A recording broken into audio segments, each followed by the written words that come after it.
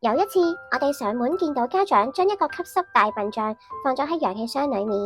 佢話覺得天氣好潮濕，氧氣箱裏邊嘅濕度經常都非常之高。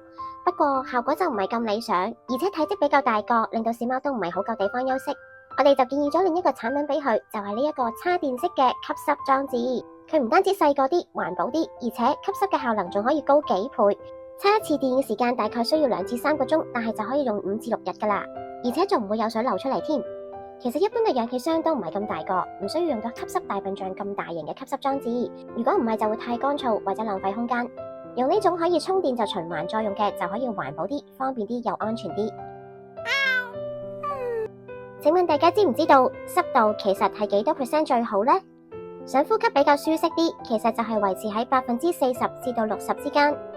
喺潮濕嘅回南天、雨季，又或者香港啲特別嘅區域，再加上小朋友困住喺氧氣箱裏邊，呼出嚟嘅水氣有機會比較困難做得到。